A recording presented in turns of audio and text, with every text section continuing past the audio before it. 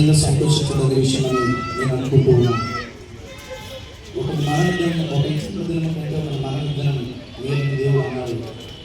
నిజంగా అందరి మరణాలు మేలవును, కానీ ప్రవీణ్ పగడాల గారి మరణం మాత్రం క్రైస్తవ్యానికి మేలు తెచ్చింది. ఇదైతే మాత్రం నేను నమ్ముతున్నాను. దేవుడి మాట తరాల్లో యుగాలలో ఖచ్చితత్వమైనది.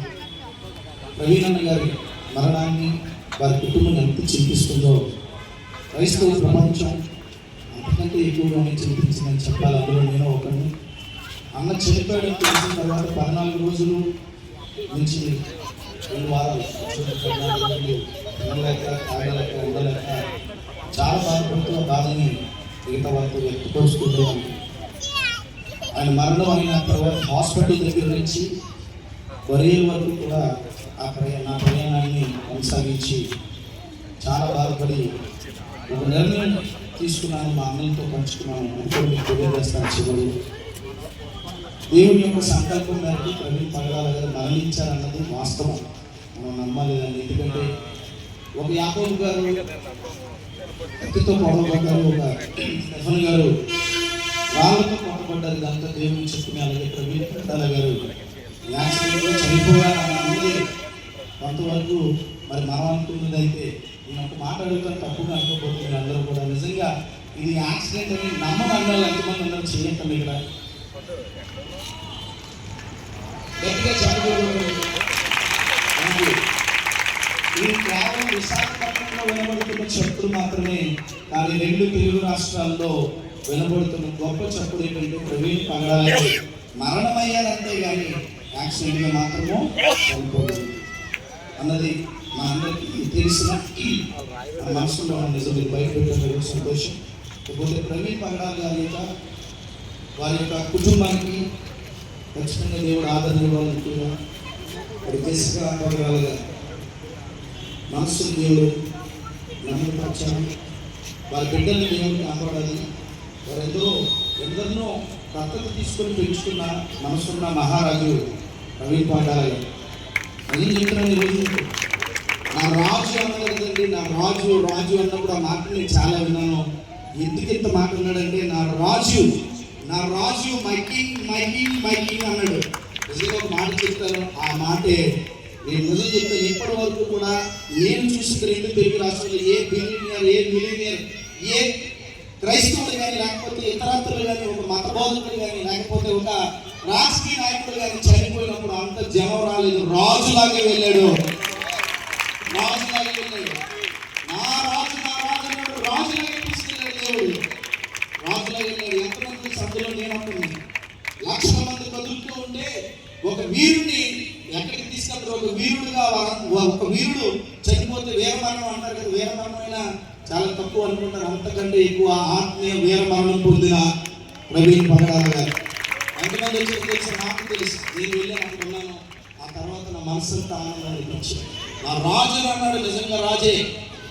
ఆ యొక్క హాస్పిటల్లో 1000 మంది వస్తుంటే వారందరికీ సమాధానం చెప్పి అన్న కోసం ఏడుస్తూ ఉంటే, నిజం చెప్తారండి, అంబులెన్స్ ముందుకు వెళ్తుంటే వందలాది పోలీసులు ముందుగా పరిగెడుతూ ఆ యొక్క దేహాన్ని తీసుకొస్తూ వెళ్ళారు. ఒక మినిస్టర్ కూడా అంత గొప్ప మరి సాధనలు ఉండదేమో, బిలియనర్ ఉండదేమో. కేవలం ఆయన ఒక మాట, నా రాజు అన్నాడు. రాజులాగే దేవుడు తీసుకుని వెళ్ళాడు. ఎప్పటికీ క్రైస్తవ ప్రపంచంలో రాజే ప్రవీణ్ పగడాల. కాదా? రాజు ఎందుకు చెప్తే వినండి. బ్రతుకుని క్రీస్తే చావు అయితే లాభం అన్న మాట నాకు చిన్న ఈరోజు తీసుకుంటాను ఆ మాట. ఎందుకంటే నిజంగా బ్రతుకుని క్రీస్తే చావు అయితే లాభమే. ఎంతమందిని సంపాదించాడు. లాభంగానే ఈ లోకాన్ని విడిచి వెళ్ళాడు ప్రవీణ్ పగడాల గారు. ఇకపోతే చాలా మంది ఆయన మీద చెల్లరేకున్న వాళ్ళు కూడా లాభమే జరిగింది. ఎవరో తెలిసింది యూట్యూబ్ ఛానల్ 2 వారాల నుంచి అదే న్యూస్ టీవీ ఛానల్కి విపరీతమైన టీఆర్పీ వచ్చింది. విపరీతమైన డబ్బులు వచ్చాయండి. వాళ్ళను కూడా రాజులు చేశాడు ప్రవీణ్ పగడాల గారు. అవునా కదా? చెల్లరేకున్న అందరికీ కూడా చెల్ల డబ్బులు తగ్గొచ్చేయండి. విషయంలో చెప్పడానికి నేను బాధపడలేదు, భయపడలేదు. ప్రవీణ్ పగడాల గారి మరణం ఒక సెన్సేషన్ క్రైస్తవ ప్రపంచం. ఎవరు కూడా మర్చిపోలేని మరణం. ఇప్పటికీ కూడా ఎన్ని రోజులు అయిపోయినా ఎంతమంది వస్తారని మేము అనుకోలేదు, ఎవరిని కూడా ఇంప్లిమెంట్ చేయలేదు. జస్ట్ కొంతమందికి చెప్పాం ఎంతమంది వస్తారని ఎక్స్పెక్ట్ కూడా చేయలేదు. ఎక్స్పెక్ట్ చేయకపోయినా ప్రవీణ్ పగడాల గారు మీ మనసులో ఉన్నారనేది నిజం. ఆయన ప్రేమతో మీరు వచ్చారనేది నిజం. ఇది దేవుడి ఇచ్చిన గొప్ప భాగ్యంతో ఒక విషయాన్ని మీతో నేను పంచుకుంటాను. దేవుడి యొక్క గొప్పతనం. మరి ఈరోజు క్రైస్తవ ప్రపంచం ఆయన మరణంతో క్రైస్తవ్యాన్ని ఏకం చేశారు.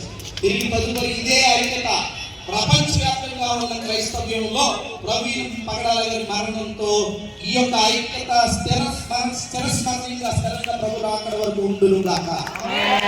ఉండాలని మనస్ఫూర్తిగా కోరుకుంటాం. మనకి డెనామినేషన్స్ ఏమి లేవు, అన్ని అతీతంగా మనం ఒక్కటై దేవుని యొక్క రాజ్యాన్ని కట్టేవారిగా, దేవుని బిడ్డలుగా ఆయన యొక్క ఆశయం అదే.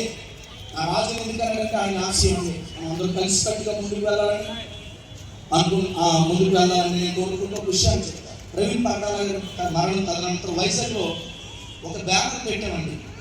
ఏమనంటే మరి ప్రవీణ్ పగడాల గారు చనిపోయారు, మరి క్రిస్టియన్ మైనారిటీ కౌన్సిల్ తరఫున బ్యానర్ పెడితే Jagadamba junction regimental burial ground పైన, ఆ బరియల్ గ్రౌండ్ పైన ఉన్నటువంటి ఆ యొక్క బ్యానర్ పెట్టిన తర్వాత ఇద్దరు మీద కేసులు పెట్టారు. ఇంకా చాలా చేయాలనుకున్న కార్యక్రమాన్ని. అందులో ఒకటి సిఎంసీ తరఫున జేమ్స్ గారు, అలాగే సిఎంసీ మరి చైర్మన్ గారు సుధాకర్ పాల్ గారిని కూడా ఆ బ్యానర్ పెట్టారని కేసు పెట్టారు. వాళ్ళిద్దరూ వెళ్ళారు. ఇలా ఎన్నో జరుగుతూ ఉన్నప్పటికీ కూడా ఒక విషయాన్ని చెప్తారు. తాటాకు చప్పుడుకి గడిచిపోయేది క్రైస్తవ్యం కాదు. ఇది వాస్తవం చెప్తాను. అందులో నేను అప్పుడు నా గురించి చెప్పను. నేను జైల్లో ఉన్నప్పుడు ప్రవీణ్ నా దగ్గరకు వచ్చేసాను. తమ్ముడు నీకు నేనున్నానన్నాడు. గత నెల క్రితం ఒక ఫోన్ కాల్ నాతో మాట్లాడాడు.